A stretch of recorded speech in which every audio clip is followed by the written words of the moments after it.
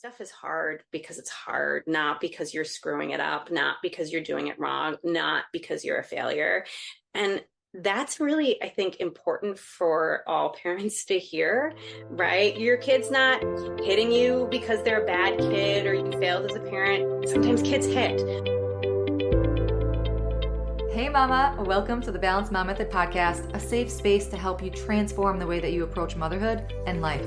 If you're a mom struggling with self-worth, overwhelmed with overstimulation, looking to slow down, conquer mom guilt, let go of external pressures, or even embark on a spiritual awakening, you are in the right place. Let's break free from that survival mode cycle by waking up from autopilot and authentically embracing our inner self-love, trust, and connection. Imagine if every single part of your life was perceived through a lens of expansion, value, worthiness, self-awareness, and acceptance. Hey, I'm Jenna, and I've been where you are. I was consumed in the struggles of motherhood and was always in my own head, never feeling good enough. I realized if I wanted to make a change, it started within me. And in finding that freedom, I've dedicated my life's work to helping other moms heal from the inside out to come back home to themselves too. So take my hand, mama. Let's set the foundation to live an intentional life full of peace, presence, confidence, clarity, belief, joy, love, and balance. If you are ready to weed the fluff, get to the root of cultivating real change, and feel connected to yourself on a love-rooted level, let's dive in and discover the power within you. Warm up that cold coffee, pop in your earbuds, and tighten that top knot, mama. Let's overcome together.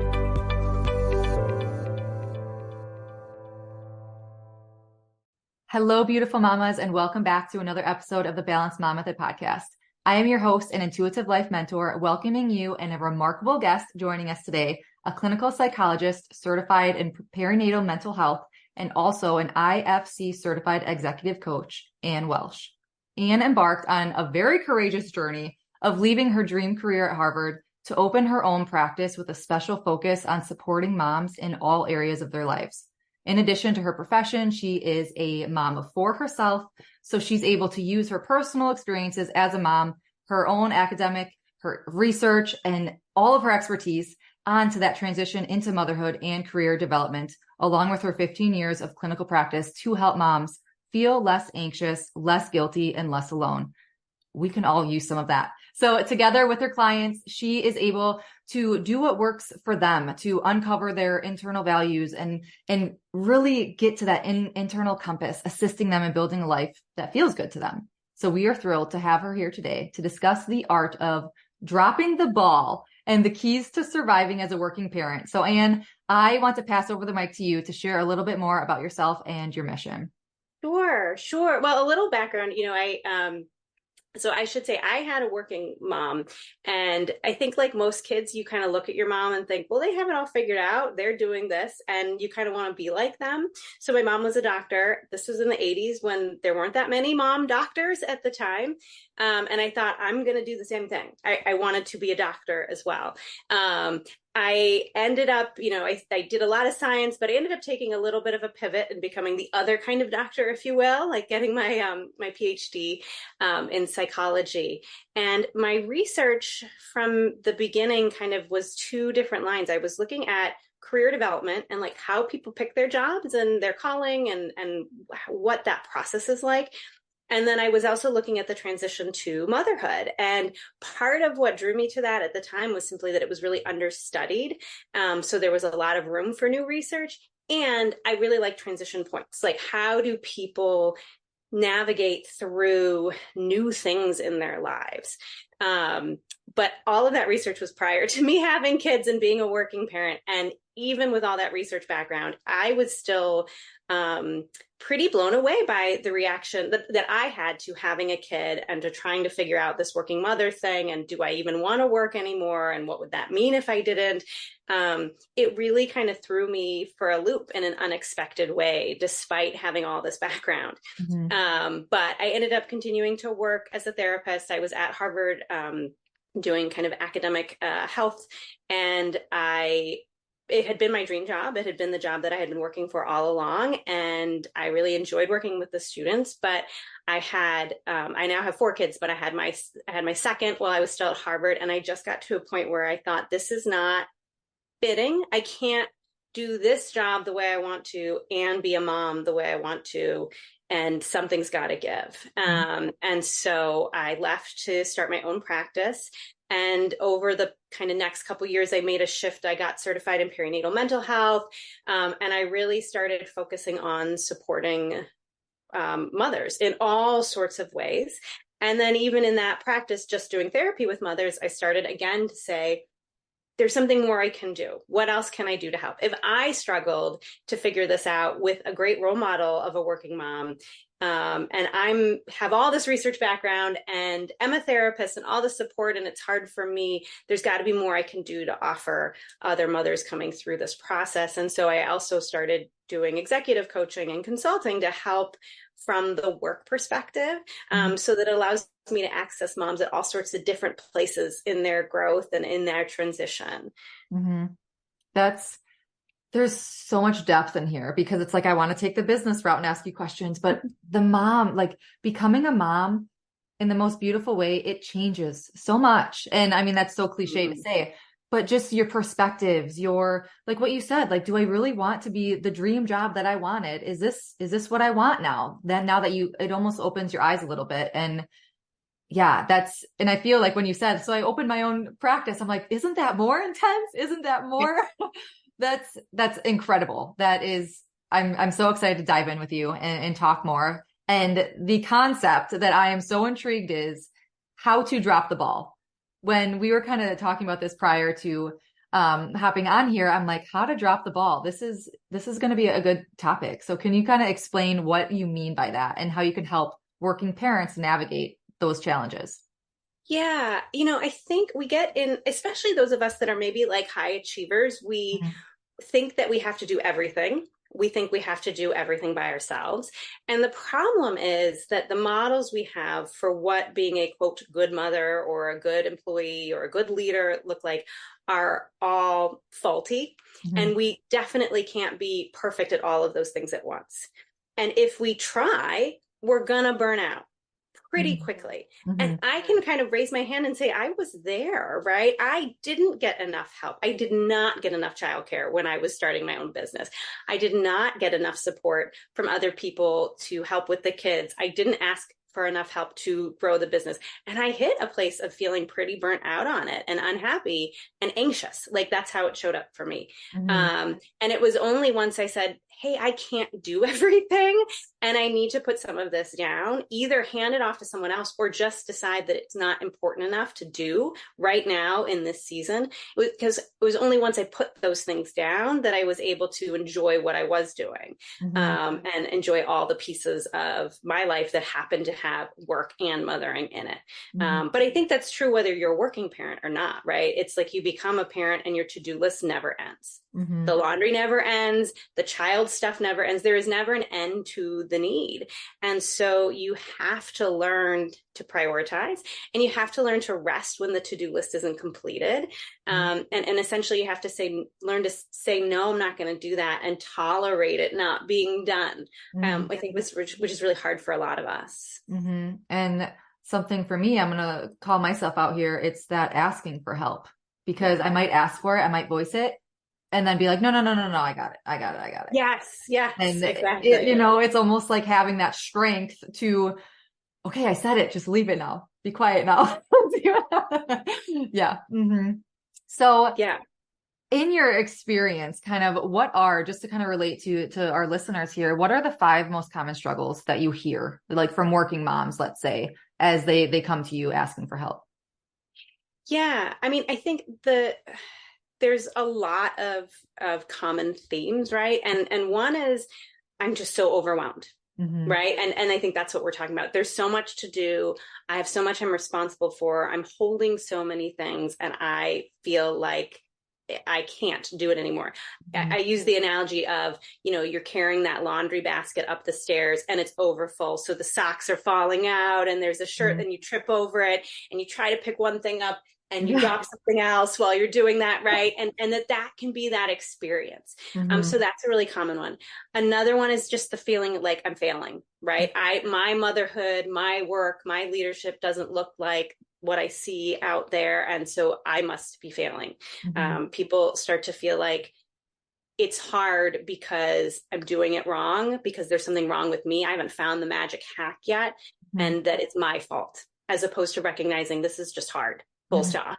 Mm-hmm. Um, Another common one is feeling really alone and feeling unsupported, and not really feeling like they know how to connect with people, or make friends that get it, or that maybe they have friends but their friends aren't local, or things like that. Mm-hmm. And then the last two kind of can feel related, but one is just that I'm not happy, right?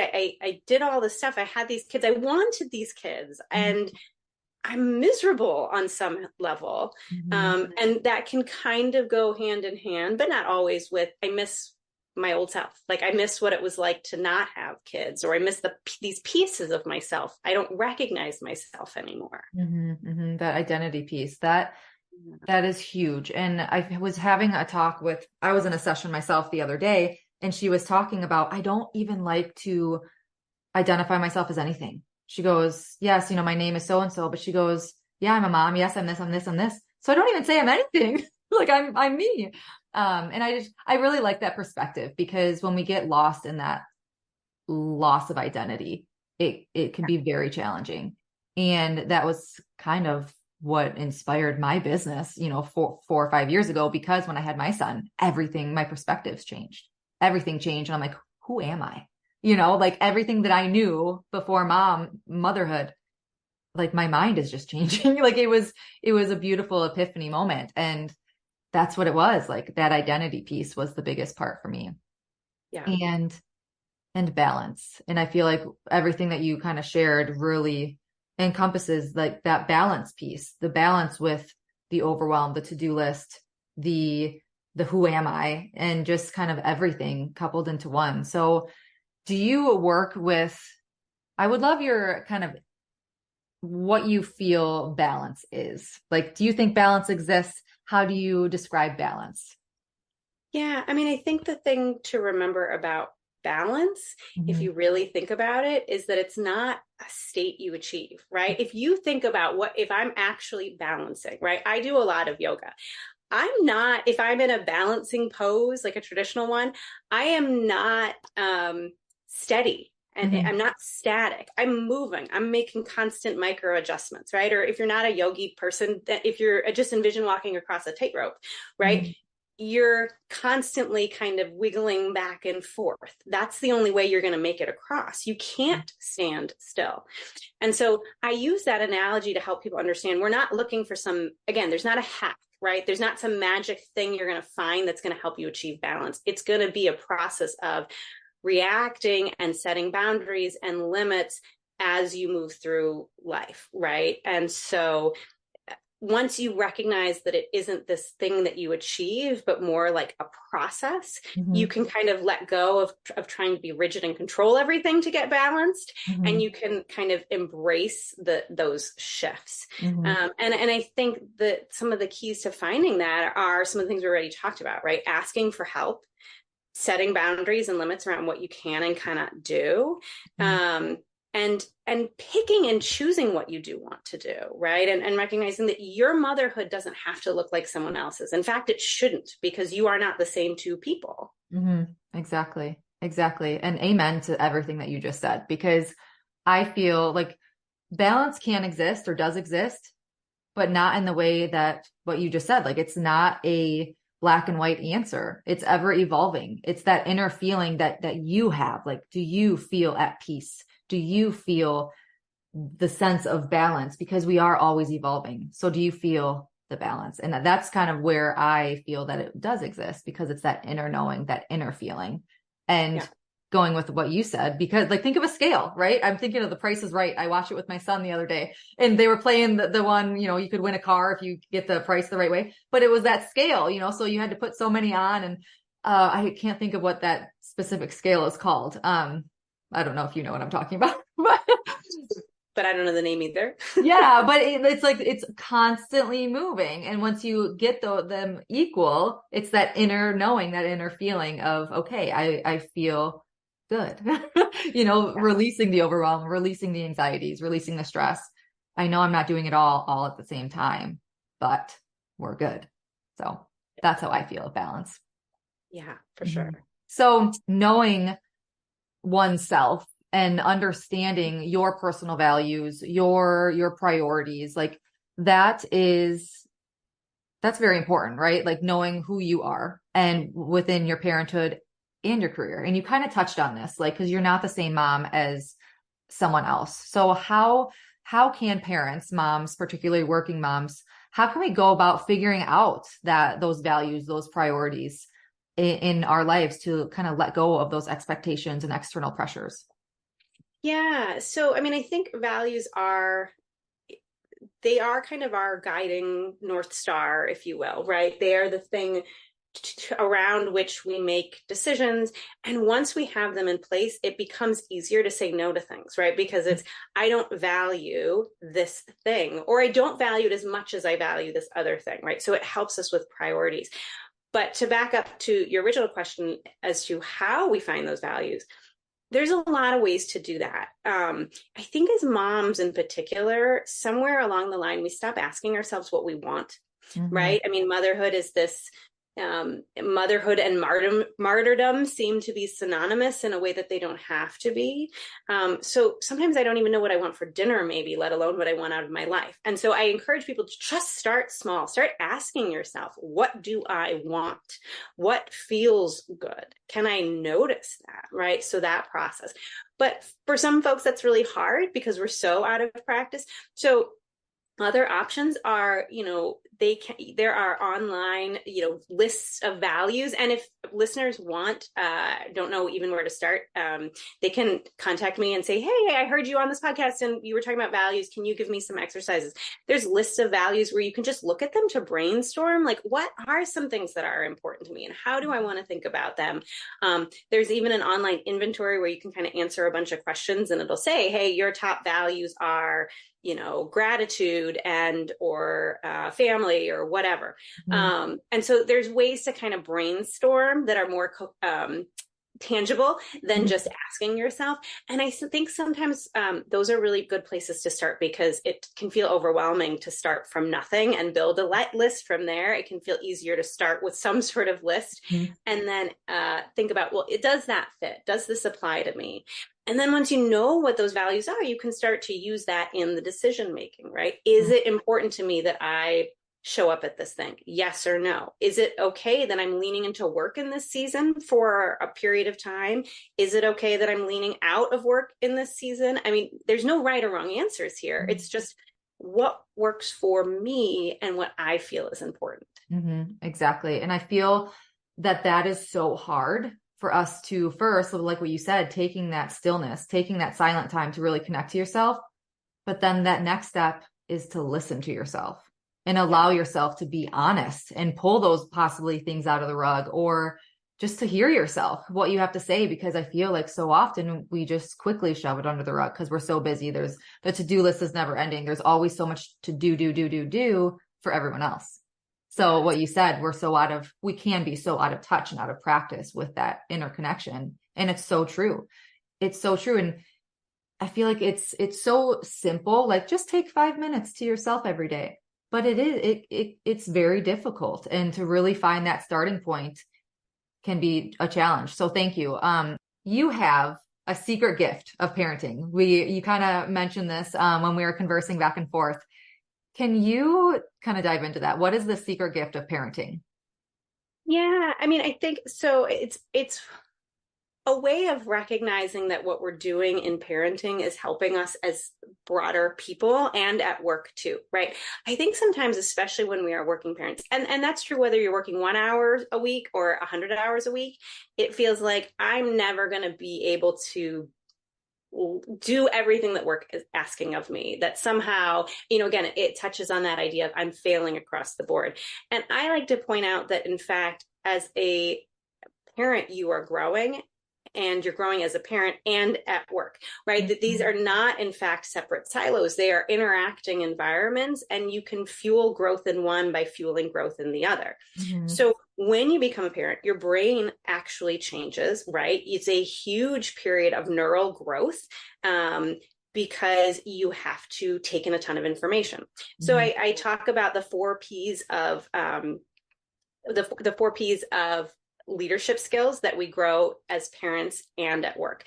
And the first P is people skills, like empathy, communication, things along those lines. Right. Those are those kind of soft skills we really value in leaders. Those you have to have as a parent. It just almost comes kind of naturally, or you build it as a parent. The second P is processing skills. So like being decisive, prioritizing, being adaptable, right? Like you're constantly drinking from the fire hose when you're a parent and learning a ton of new stuff. And that's actually a really good skill to have at work. The next one is productivity. So again, if you're a parent, that to-do list never ends. So you have to just keep getting through it. You have to have some tenacity, right? And just stick to it.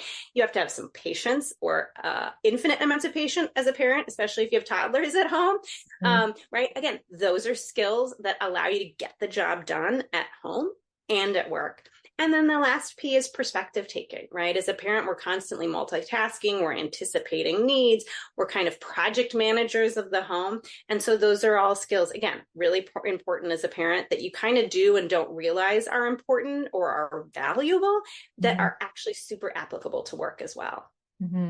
That's really eye-opening. And I love how you made those comparisons. Like when you said, your brain is literally changing when you become a parent, and that's good in the workplace too. And that was just a really amazing way to describe those. So the 4 Ps, they are people skills, processing skills, productivity skills, and perspective taking. Awesome. I love it. I love it. So is that something that you work through one-on-one? Do you really dive into those 4 Ps, or is it just kind of like a stage that you go through with your clients? It's more of a framework that I use to help kind of parents see, both to help parents see what they bring to the table when they're maybe not feeling so good about, hey, I was on maternity leave for 4 months or 6 months, or maybe even longer, or I've been out of work for 3 years and I'm now just going back and I don't know what that process is going to be like, right? To kind of recognize that there was a lot of growth in those years, even if they don't see it. And then I also use it when I try to work with organizations to advocate for working parents, and to help organizations see why these employees are really important ones to retain, and kind of the special gifts that they bring to the table. I love it. That's amazing. So going back to the very beginning, when we talked about how you help moms feel less anxious, less guilty, and less alone, what are some, I know that you've dived into a lot of these, but just to kind of bring it full circle, what are the most kind of effective techniques, exercises that you help them achieve this transformation? Yeah, I mean, part of it is just a lot of validation, right? That I think I said earlier, and I say all the time, like, this stuff is hard because it's hard, not because you're screwing it up, not because you're doing it wrong, not because you're a failure. And that's really, I think, important for all parents to hear, right? Your kid's not hitting you because they're a bad kid or you failed as a parent. Sometimes kids hit, right? And your kid is not sleeping because sometimes kids don't sleep. And you are feeling overwhelmed because this is really overwhelming. So just starting from that, right? Like peeling away some of the shame and the guilt that shows up in parenting is usually step one. And with that, we look a lot at, like, what are your models? What are you comparing yourself to? What are all the shoulds that you hold around what a good mother is supposed to be, or a good, employee, or whatever? And then we start looking at those values, right? So what do I actually value? How am I going to define good mothering, right? Where is that internal core? And what I find in even just that part of the process is moms a lot of times will start to recognize, like, okay, when it's just me and my kid, or me and my kids, or my family, I feel okay, right? They start to feel it internally first. It may be hard to hold it when they're kind of interacting with the world, when they see some other mom at drop off who seems like she's totally pulled together and her kids are always well behaved, but when they're just themselves, they can feel okay. And then we start to shift into, okay, how do I feel more confident and build on that confidence in the outside world? How do I make decisions that are aligned with that? And that takes a lot of practice, right? When we do something new, we don't catch on right away. Our brains need repetition to form new neural pathways. And it's even harder when we're replacing old habits with new ones. Mm-hmm. And so I use the analogy of, sledding a lot. I live in Boston. We get snow a fair amount. And, if you've ever watched kids sledding down a hill, if they go down the same path over and over again, there's like a path, Oh right? You yeah. can see where they've been sledding and where they haven't. And if they put their sled kind of anywhere near the start of that path, the sled's just going to veer right into it. And our Mm-hmm. brains do that. They like predictability. They like habit. They want things to stay the same. So they will pull you back into these old paths.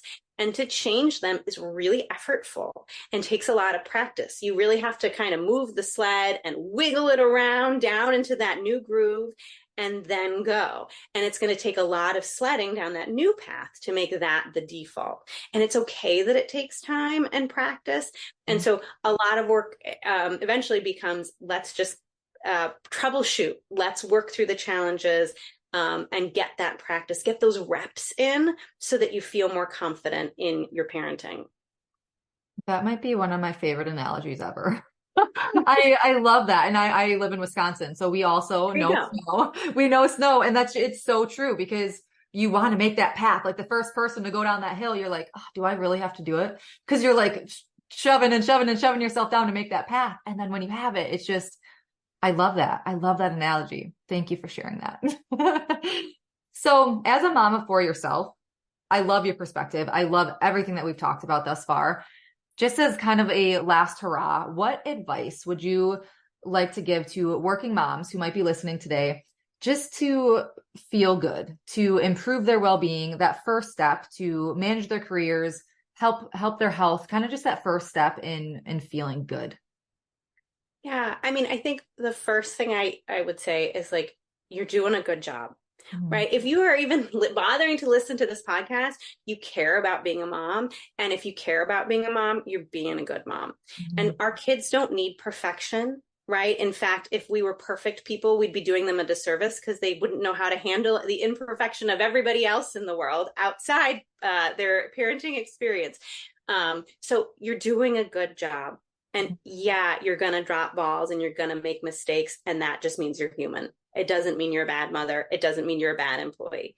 And so that would be number one. And I think the other piece is to what we were talking about before, ask for help, Mhm. whether it's, emotional support or tangible support, and let yourself receive it, Mhm. right? Yeah. Let yourself say yes to that help, whether that is a coach or a community, right? I think coaching and community are like the two most important things. And that coach can be someone that you hire, but it could also be a peer or a friend, someone that's kind of got your back and is supporting you. Have some sort of connection, Mhm. because if you recognize you're not alone, it feels like a much less heavy burden to carry. Mhm.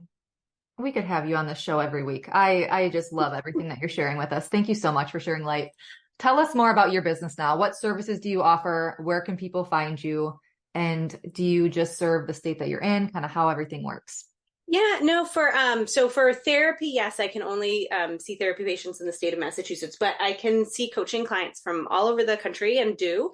And so if people want to connect with me, they can find me on my website, which is www.drannewelsh.com.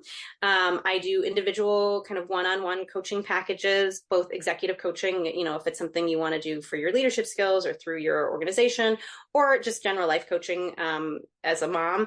I'm also launching a group starting in January for working mothers, which I'm super excited about because I love the one-on-one work, but I also think, as I was just saying, there's so much value in community and feeling like I'm not alone in doing this. And so that's another way that people can connect with me. And it'll be a group of about 10 working mothers, right? And we'll talk about a lot of the stuff we talked about today and practicing these skills, but you'll also get that kind of camaraderie and accountability that comes from being part of a group.